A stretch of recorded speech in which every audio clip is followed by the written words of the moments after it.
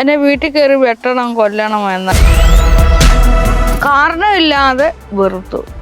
ഭ്രാന്താന്നൊക്കെ പറഞ്ഞു. ആ വിഷമത്തെ ഞാനൊരു പോസിറ്റീവായിട്ടാക്കി മാറ്റുന്ന ഒരു വൃത്തികെട്ട സ്വഭാവം എനിക്കുണ്ട്.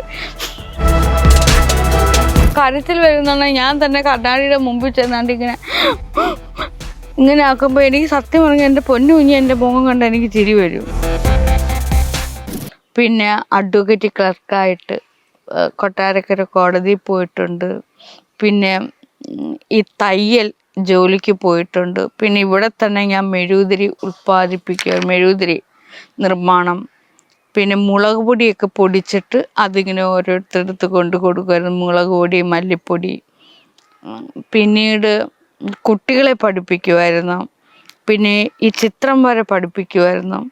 പിന്നെ ബാലെ നൃത്തം നാടകത്തിൽ ബാലയിൽ പോയി അതിൽ നിന്നൊക്കെ പേയ്മെൻറ്റ് കിട്ടുവേ. സാമ്പത്തികത്തിൻ്റെ കാര്യമാണ് പേയ്മെൻറ്റ്.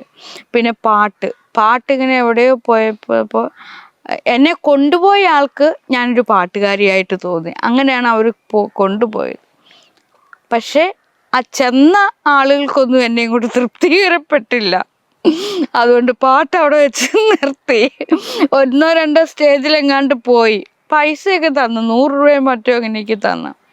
അതുപോലെ തന്നെ ഇവിടെ കാശ് 100 രൂപയും മറ്റോ ഒക്കെ എനിക്ക് തരുന്നത്.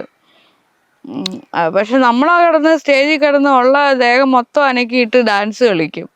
നായികമാരും ഡയലോഗ് പറഞ്ഞ് അങ്ങ് പോവും. പക്ഷെ നമ്മൾ പുറകെ കിടന്ന് ഭയങ്കരമായിട്ട് പണി ചെയ്യുക, ജോലി ചെയ്യുക, ഡാൻസ്. അതിന് നമുക്ക് കിട്ടുന്ന 100 രൂപ എങ്ങാനുമായിരിക്കും. പിന്നെ വീടുകളിൽ പിന്നെ ജോലിക്ക് പോയിട്ടുണ്ട്. വയ്യാതെ കിടക്കുന്നവരെ ശുശ്രൂഷിക്കാൻ അവരുടെ മലവും മൂത്രം മുഴുവൻ എടുത്ത് അവരെ വൃത്തിയാക്കി ശുശ്രൂഷിച്ച് ചോറും കറിയൊക്കെ അവർക്ക് കൊടുത്ത് ഗുളികയും മരുന്നും ഒക്കെ കൊടുത്ത് പിന്നെ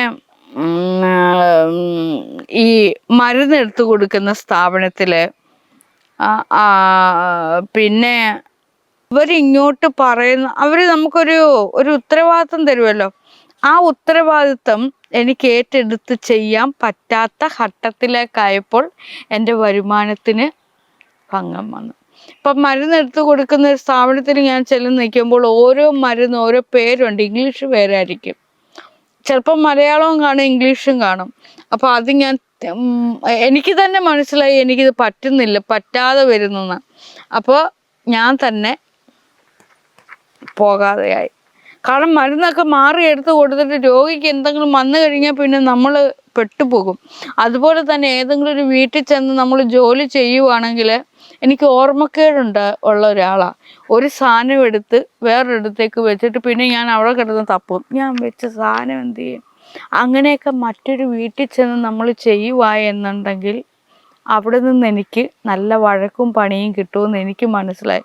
എനിക്ക് ഇത്തിരി ഈഗോ ഉള്ള കൂട്ടത്തിലാണ്. എന്നെ വഴക്ക് ആരെങ്കിലും പറയുന്നത് എനിക്ക് ഇഷ്ടമല്ല. അപ്പോൾ ഞാൻ ആ പണി അവിടെ വെച്ച് നിർത്തി. ഇത്രയും നമ്മൾ പറഞ്ഞ പല മേഖലകളിൽ ചോദിച്ച് ജോലി ചെയ്തു. എങ്കിലിപ്പം ഈ മനസ്സിനെ വിഷമിപ്പിക്കുന്ന അല്ലെ ഇന്നൊരു വിഷമിക്കുന്ന അങ്ങനെ എന്തെങ്കിലും നിമിഷങ്ങളോ അല്ലെ എന്തെങ്കിലും സന്ദർഭങ്ങളോ ഓർക്കുന്നുണ്ടോ? എന്നെ വിഷമിപ്പിക്കുന്ന ഒരുപാട് സന്ദർഭങ്ങൾ വന്നാലും എന്താണെന്ന് അറിയില്ല, ആ വിഷമത്തെ ഞാനൊരു പോസിറ്റീവായിട്ടാക്കി മാറ്റുന്ന ഒരു വൃത്തികെട്ട സ്വഭാവം എനിക്കുണ്ട്. അതായത് എനിക്ക് കരച്ചിൽ വരും. ആ കരച്ചിൽ വരുമ്പോഴേ പെട്ടെന്ന് തന്നെ ഞാൻ അതിനെ പോസിറ്റീവായിട്ടാക്കി മാറ്റുക. കരച്ചിൽ വരുന്ന ഞാൻ തന്നെ കണ്ണാടിയുടെ മുമ്പിൽ ചെന്നാണ്ട് ഇങ്ങനെ ആക്കുമ്പോൾ എനിക്ക് സത്യം പറഞ്ഞാൽ എൻ്റെ പൊന്നു കുഞ്ഞി എൻ്റെ മുഖം കണ്ട് എനിക്ക് ചിരി വരും. അതോടുകൂടി എൻ്റെ ആ വിഷമാവസ്ഥ അങ്ങ് മാറും. നന്നായിട്ട് കരഞ്ഞിട്ടുണ്ട്. അപ്പോൾ എനിക്ക് തോന്നും കണ്ണിന് കൂടുതൽ ഭംഗി തോന്നിയെന്നു തോന്നുക. കണ്ണുനീരൊക്കെ ഇങ്ങനെ കണ്ണിൻ്റെ ആ കണ്ണൊക്കെ ഇങ്ങനെ നിറഞ്ഞൊഴുകി ഇങ്ങനെ വരുമ്പോൾ ആ പീലിയിലൊക്കെ കണ്ണൊക്കെ ഇങ്ങനെ വെള്ളമൊക്കെ പറ്റി നല്ല വിടർന്ന കണ്ണുപോലെയൊക്കെ തോന്നും. അപ്പോൾ പിന്നെ എങ്ങനെ എനിക്ക് വിഷമിക്കാൻ തോന്നും മോനെ. പെട്ടെന്ന് എനിക്ക് സൗന്ദര്യബോധം കയറി വരും.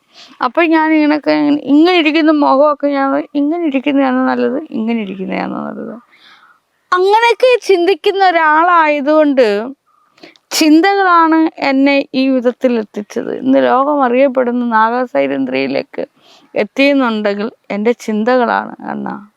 നിങ്ങളുടെ പ്രദേശവാസികളുടെ ഒക്കെ പ്രതികരണം എങ്ങനെയാണ്? അപ്പോൾ ആൾക്കാർ ഈ നാട്ടുകാരെങ്ങനെയാണ് സമീപനം? ഞാൻ പറഞ്ഞല്ലോ നേരത്തെ എന്നോട് വളരെ ഇഷ്ടമായിരുന്നു.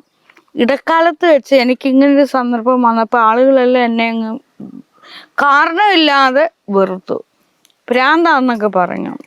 എനിക്ക് ഭയങ്കര സങ്കടമായി. ആ സമയത്ത് എന്നെ വീട്ടിൽ കയറി വെട്ടണം കൊല്ലണം എന്നൊക്കെ അറിഞ്ഞു. പിന്നെ ദൂരെ നിന്നൊക്കെയുള്ളവരുടെ പ്രേരണകൾ, എല്ലാവരും കൂടെ കൂട്ടം കൂടി എന്നെ ജയിലിൽ പിടിച്ചടയ്ക്കണം, ഫ്രാൻസ് ആശുപത്രിയിൽ ഇടണം. പിന്നെ എൻ്റെ മൈൻഡ് എനിക്ക് പോലും അറിയാൻ പറ്റാത്ത ഗതികേടിലേക്ക് വന്നത് വീട്ടിലുള്ളവരെന്ത്. ഇപ്പം മോനിപ്പോൾ ഒരു അസുഖം വരുവാണ്, അത് മോൻ്റെ കുറ്റമല്ല. നമ്മൾ ആ പ്രവൃത്തി ചെയ്യുന്നില്ല, മനസ്സിലാവുന്നുണ്ടോ? നമ്മൾ പ്രവൃത്തി ചെയ്യാതെ തന്നെ നമ്മുടെ ഉള്ളിൽ നിന്നും പല കാര്യങ്ങളും നമ്മളിങ്ങനെ ഇരിക്കുന്നു. ഇങ്ങനെ ഇരിക്കുമ്പോൾ നമ്മൾ ആ കാര്യം ചെയ്യുന്നില്ല, ബോഡി അനങ്ങുന്നില്ല. ബോഡി അനങ്ങാതെ തന്നെ റീഡിങ് നടക്കുന്നു, അതിങ്ങനെ വരുന്നു. അപ്പോൾ അതിങ്ങനെ വന്നിട്ട് ഞാനത് എഴുതിയും പറഞ്ഞും വെക്കുന്നു. പുറത്തുള്ളവരുടെ കാഴ്ചപ്പാടിൽ ഇതെല്ലാം പ്രവൃത്തിയായിട്ടാണ് അവർക്ക് തോന്നുന്നത്.